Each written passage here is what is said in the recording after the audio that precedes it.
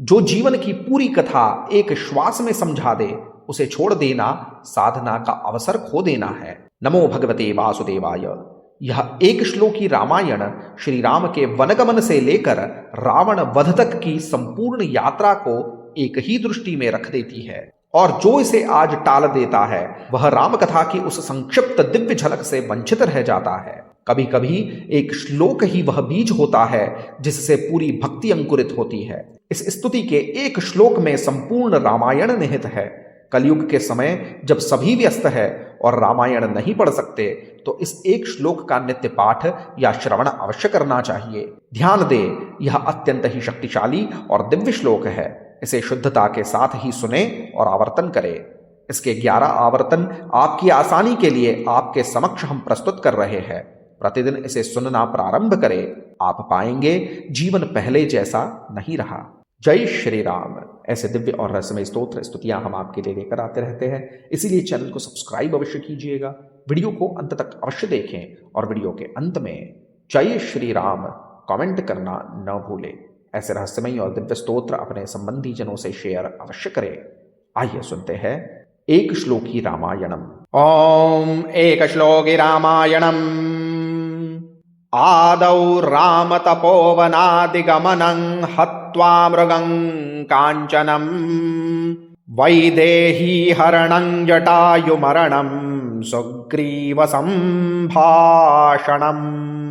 वाली निग्रहणं समुद्रतरणं लंकापुरी दाहनं पश्चाद्रावणकुम्भकर्णहननम् एतद्धि रामायणम्। आदौ राम तपोवनादिगमनं हत्वा मृगं काञ्चनं वैदेही हरणं जटायुमरणं सुग्रीव संभाषणं वाली निग्रहणं समुद्रतरणं लंकापुरी दाहनं पश्चाद्रावणकुम्भकर्णहननम् एतद्धि रामायणम्। आदौ राम तपोवनादिगमनं हत्वा मृगं काञ्चनं वैदेही हरणं जटायुमरणं सुग्रीव संभाषणं वाली निग्रहणं समुद्रतरणं लंकापुरी दाहनं पश्चाद्रावणकुम्भकर्णहननम् एतद्धि रामायणम्। आदौ राम तपोवनादिगमनं हत्वा मृगं काञ्चनं वैदेही हरणं जटायुमरणं सुग्रीव संभाषणं वाली निग्रहणं समुद्रतरणं लंकापुरी दाहनं पश्चाद्रावणकुम्भकर्णहननम् एतद्धि रामायणम्। आदौ राम तपोवनादिगमनं हत्वा मृगं काञ्चनं वैदेही हरणं जटायुमरणं सुग्रीव संभाषणं वाली निग्रहणं समुद्रतरणं लंकापुरी दाहनं पश्चाद्रावणकुम्भकर्णहननम् एतद्धि रामायणम्।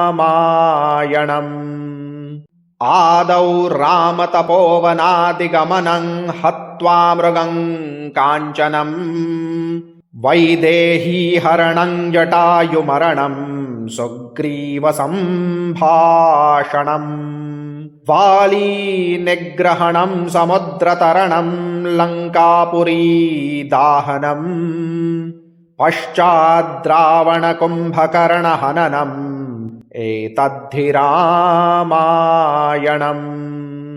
आदौ राम तपोवनादिगमनं हत्वा मृगं काञ्चनं वैदेही हरणं जटायुमरणं सुग्रीव संभाषणं वाली निग्रहणं समुद्रतरणं लंकापुरी दाहनं पश्चाद्रावणकुम्भकर्णहननम् एतद्धि रामायणम्।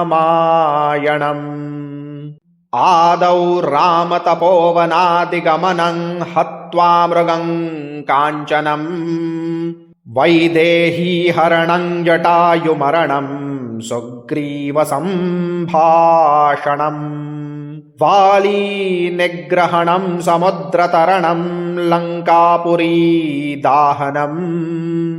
पश्चाद्रावणकुम्भकर्णहननम् एतद्धि रामायणम्। आदौ रामतपोवनादिगमनं हत्वा मृगं काञ्चनं वैदेहीहरणं जटायुमरणं सुग्रीवसम्भाषणम्। वालीनिग्रहणं समुद्रतरणं लङ्कापुरीदाहनम् पश्चाद्रावणकुम्भकर्णहननम् एतद्धि रामायणम्। आदौ रामतपोवनादिगमनं हत्वा मृगं काञ्चनं वैदेहीहरणं जटायुमरणं सुग्रीवसम्भाषणम्। वालीनिग्रहणं समुद्रतरणं लङ्कापुरीदाहनम् पश्चाद्रावणकुम्भकर्णहननम् एतद्धि रामायणम्। आदौ रामतपोवनादिगमनं हत्वा मृगं काञ्चनं वैदेहीहरणं जटायुमरणं सुग्रीवसम्भाषणम्। वालीनिग्रहणं समुद्रतरणं लङ्कापुरीदाहनम् पश्चाद्रावणकुम्भकर्णहननम् एतद्धि रामायणम्। ॐ एकश्लोकी रामायणम्।